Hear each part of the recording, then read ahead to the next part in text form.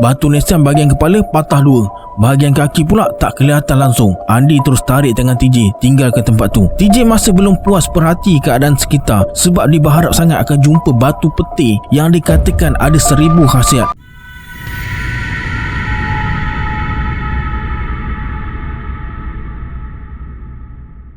A'udzubillahi minasyaitonirrajim. Bismillahirrahmanirrahim. Assalamualaikum semua, kembali lagi bersama saya Syarul. Terima kasih sebab klik video ni. Semoga yang menonton video ni dia tambahkan rezeki dan dimudahkan urusan dunia dan akhirat. Hari ini saya akan sambung cerita bercakap dengan jin siri 190 dan 191, yang mana terlepas siri-siri sebelum ni saya akan letakkan link playlist dekat bawah. Sila like, subscribe dan komen dalam video ni. Pada yang nak join grup Telegram saya akan letakkan link dekat bawah. Macam biasa, sebelum saya mulakan, jom kita baca selawat dulu. Sallallahu Rabbuna ala nuril mubin Ahmad al-Mustafa Sayyidil Mursalin. Sallallahu Rabbuna ala nuril mubin Ahmad al-Mustafa Sayyidil Mursalin. Sallallahu Rabbuna ala nuril mubin Ahmad al-Mustafa Sayyidil Mursalin. Tanpa buang masa lagi, jom let's jump to Rabak Seram.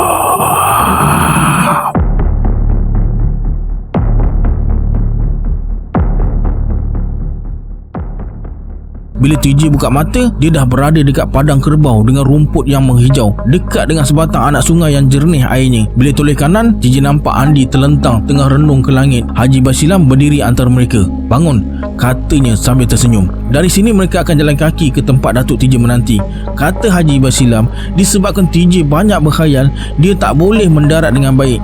TJ jatuh dengan Andi sekali pun jatuh. Haji Basilam pun mulakan langkahnya diikuti TJ dan Andi. Dalam perjalanan tu, Haji Basilam suruh mereka berdua rahsiakan apa yang mereka alami tadi. "Kalau aku tahu kamu berdua pecahkan rahsia ni pada orang lain, aku pecahkan kepala kamu berdua dengan ini," kata Haji Basilam sambil tunjuk penumbuk pada mereka berdua.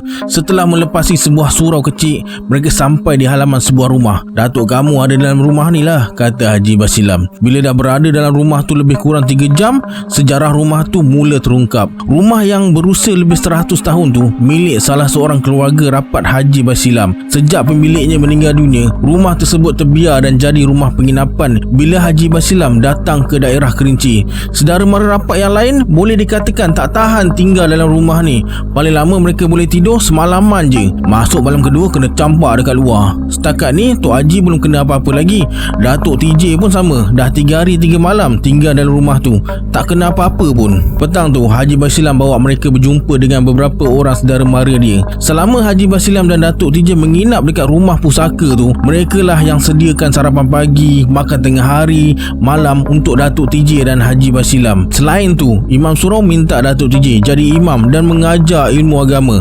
Dalam sekelip mata, nama Datuk TJ jadi buah mulut penduduk kampung. Kalau mereka ada masalah hukum agama, Datuk TJ jadi tempat rujukan. Pendek kata, Datuk TJ jadi tempat mengadu susah senang, sakit demam dan minta nasihat. Kata Haji Basilam, Andi dan TJ boleh pergi ke mana-mana saja dalam kampung ni, dari pangkal hingga ke hujung kampung. Semuanya anak buah Tok Haji. InsyaAllah keselamatan mereka terjamin.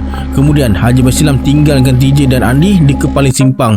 Dia nak balik rumah sebab ada benda yang dia nak buat dengan Datuk TJ. Disebabkan cuaca baik, TJ ajak Andi pergi ke sebuah kawasan di sebelah utara sebab TJ terpikat dengan suara burung merbuk yang datang dari arah tu. Bila sampai dekat sana, memang banyak burung merbuk dekat kawasan tu. Tak lama kemudian, langit yang putih bertukar jadi hitam pekat. Angin mula bertiup kencang. Dalam sekelip mata, burung-burung merbuk yang berkeliaran tu terus hilang. "Hari nak ribut, kita balik Tamah," kata Andi. Lepas Andi cakap macam tu, hujan pun turun dengan lebatnya. Cepat-cepat TJ dan Andi tinggalkan kawasan tu. Redah hujan lebat.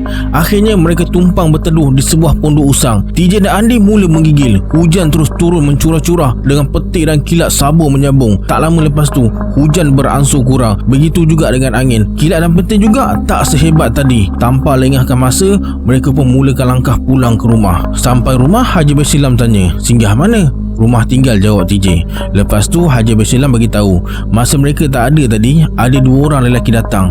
Tetamu yang tak diundang tu tinggal ke rumah sebelum hujan lebat turun tadi. Yang peliknya, Haji Basilam tak bagi tahu pula siapa nama tetamu tu. Apa tujuan mereka datang jumpa Datuk TJ dan Haji Basilam. Malam tu dekat surau, peristiwa hujan ribut petang tadi jadi topik perbualan yang agak hangat di kalangan para jemaah. Ada antara mereka kata kejadian-kejadian aneh yang jadi sejak akhir-akhir ni sebagai tanda-tanda kemusnahan dunia atau kiamat.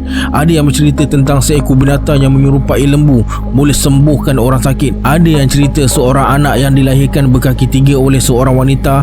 Ada yang cerita pasal seorang ayah perkosa anak kandung, abang cabul adik sendiri, lelaki tua liwat anak kecil, lesbian, homoseks, dan paling tak masuk akal bila ada yang cerita anak perkosa ibu kandungnya sendiri. Semua yang berada dalam surau malam tu melopong dengar cerita tu. Setelah puas bersembang, mereka semua pulang ke rumah masing-masing. Petang besoknya, tanpa bagi tahu Datuk TJ dan Haji Basilam, TJ dan Andi buat keputusan nak solat asar di sebuah masjid yang jaraknya lebih kurang 500 meter dari rumah tinggal tempat mereka berteduh petang semalam. Sampai dekat masjid tu, TJ berkata, mesti Tok Haji tertanya-tanya bila sedar kita tak ada dekat surau.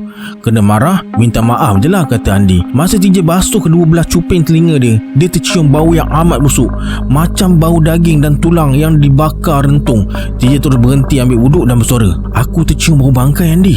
Aku bersama Tamah. Kalau tak silap, bau tu datang dari arah belakang masjid di bawah angin. Kau tengok daun pokok kecil tu bergoyang-goyang. Kita solat dulu, nanti kita siasat dari mana bau busuk tu datang. Memang dekat kawasan belakang masjid tu ada sebidang tanah kubur yang boleh dikatakan agak luas. Atas tanah tu ada beberapa batang pokok cempedak, asam gelugur dan selebihnya pokok-pokok getah yang tak ditoreh. Tanah kubur tersebut sentiasa dijaga rapi oleh penduduk setempat. Malah orang-orang dari kampung berdekatan yang meninggal dunia diizinkan ditanam di tanah perkuburan tersebut dengan syarat orang yang meninggal tu ada pertalian keluarga dengan penduduk kampung tu. Selesai solat asar, mereka berdua cuba kesan dari mana bau busuk tu datang. Mereka masuk kawasan perkuburan tu walaupun hari siang, tapi bila masuk kawasan perkuburan memang terasa seram sejuk. Lebih-lebih lagi keadaan cuaca yang redup dan mendung macam nak hujan. Nak hujan, Tamah? Bisik Andi. Kita berdoa supaya hujan tak jadi macam semalam, jawab TJ. Bau busuk dan hangit tu terus menusuk hidung. Mereka berdua terus berjalan dengan berhati-hati di celah-celah pokok kemboja dan batu nisan. Bila sampai ke perdu pokok asam gelugur, mereka berhenti kejap untuk hilangkan penat. Bau busuk dan hangit tu makin kuat. Anak tekak terasa loya dan nak termuntah. Lepas tu mereka mulakan pencarian semula. Berhenti, kata Andi sambil pegang bahu TJ. Kenapa, Andi?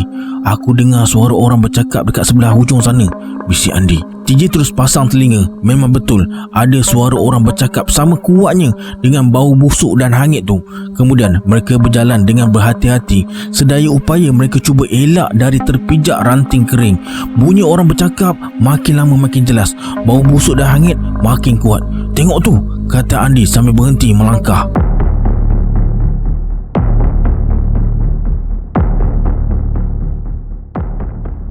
Mereka nampak ada orang korek kubur. Bau busuk makin kuat. Kita tunggu dan lihat, kata Andi. Mereka berdua terus perhati ke arah 6 orang lelaki yang tengah mengerubuni sebuah kubur. 2 orang tengah mengais tanah kubur dengan cangkul, sementara yang lain berbual sesama sendiri dengan perlahan. Tak lama kemudian, TJ dan Andi buat keputusan untuk keluar dari tempat persembunyian dan perkenalkan diri pada kumpulan lelaki tersebut. Dengan penuh yakin, mereka melangkah keluar menuju ke arah kumpulan lelaki itu. Sekumpulan lelaki itu sedar kedatangan TJ dan Andi, tapi mereka buat-buat tak tahu je. Assalamualaikum, TJ dan Andi bagi salam. Waalaikumsalam, jawab mereka. Ada orang meninggal ke? Tanya TJ. Mereka membisu dan saling berpandangan sesama sendiri. Menyebuk pula, kata salah seorang daripada mereka tu. Tak ada orang yang meninggal. Kalau tak ada orang mati, kenapa kerumun kubur bawa cangkul datang sini? TJ tengok muka lelaki yang berkulit agak cerah tu berubah. Nampak bengis dan marah. Jelingannya cukup tajam sambil genggam penumbuk. Kita balik je, Andi, bisik TJ. Tunggu dulu, kata Andi. Aku rasa kamu berdua ni orang luar. Ya, jawab TJ dan Andi. Dalam sekelip mata, mereka terus mengelilingi TJ dan Andi. Beberapa orang dari mereka sengaja tolak badan TJ dan Andi dengan bahu. Kamu berdua nak tahu ceritanya kenapa kami ada dekat sini? Kata lelaki berkulit cerah tu. Ya, kami sekadar nak tahu, kata TJ. Kubur ni dipanah peti petang semalam. Bau busuk dan hangit yang kamu berdua hidu datangnya dari kubur ni. Sekarang kamu dah dengar ceritanya. Aku nasihatkan kamu berdua berambus dari sini. Ini urusan kami, bukan urusan kamu berdua. Kalau kamu kamu tak pergi, kamu berdua akan susah nanti. TJ dan Andi tak ada pilihan, terpaksa tinggalkan kawasan perkuburan sebelum cangkul naik ke kepala. Sebelum bergerak, TJ sempat tengok keadaan permukaan tanah kubur tu. Dekat bahagian tengah kubur ada lubang besar akibat dipanah peti. Tanah sekeliling lubang nampak hitam. Kain kafan dan papan keranda bertaburan. Tulang dan daging mayat yang dah rentung berselerakan di sekitar kubur. Batu nisan bahagian kepala patah dua. Bahagian kaki pula tak kelihatan langsung. Andi terus tarik tangan TJ tinggal ke tempat tu. TJ masih belum puas perhati keadaan sekitar sebab dia berharap sangat akan jumpa batu peti yang dikatakan ada 1000 khasiat. Sampai rumah, TJ dan Andi ceritakan apa yang mereka alami pada Datuk TJ dan Haji Basilam. Tapi mereka berdua macam buat tak tahu je. Kamu berdua bernasib baik tak kena pukul, kata Datuk TJ. Kata Haji Basilam, sebelum TJ dan Andi cerita tentang apa yang mereka alami tu, Datuk TJ dan Haji Basilam dah tahu semua tu. TJ dan Andi terkejut. Kata Haji Basilam lagi, 3 hari sebelum TJ dan Andi sampai sini, ada seorang lelaki berumur kira-kira 30-an datang rumah tu. Dia ajak Haji Basilam dan Datuk TJ datang ke rumah dia. Katanya jirannya sakit tenat. Mereka pun pergi. Bila Datuk TJ tengok wajah pesakit tu, dia terkejut besar dan tak sangka orang itulah yang dia cari selama ni. Arwah suami pesakit tu dulu kenalan rapat Datuk TJ, anak jati kampung Tualang Sekah dekat Balin Nawar. Datuk neneknya berasal dari Tanah Kerinci. Masa hayatnya, arwah bertugas sebagai pegawai imigresen di Pulau Pinang. Bila bersara, dia dilantik pihak istana jadi orang bergelar. Semuanya tu sebagai mengenangkan jasanya pada pemerintah. Bila dah jadi orang bergelar, mesti banyak benda dan wang ringgit, kata Andi. Haji Basilam hanya anggukkan kepala. Kata Haji Basilam lagi, masa dalam kerja lagi, dia terkenal sebagai pegawai kerajaan yang rajin buat harta. Kata orang, dia memang hidup mewah macam orang kaya. Tak menggambarkan yang dirinya tu seorang pegawai kerajaan. Dia layak dipanggil jutawan. Seorang anak lelakinya dihantar ke Australia belajar dekat sana. Bila tamat belajar, tak nak balik, tinggal terus dekat sana. Akhirnya mati kemalangan jalan raya. Anak perempuannya pula dihantar belajar ke England, kahwin dengan orang putih, beranak pinak dekat sana. Tak nak balik juga. Mungkin terlalu kecewa dengan keadaan tu, orang bergelar tu jatuh sakit. Puas berubat ke sana ke sini ni, sakitnya tak sembuh juga. Alright, sampai sini dulu sambungan siri 3 to 1. Alright, sampai sini dulu sambungan siri bercakap dengan jin. Kita berjumpa di siri akan datang. Saya Syarul. Assalamualaikum. Adios.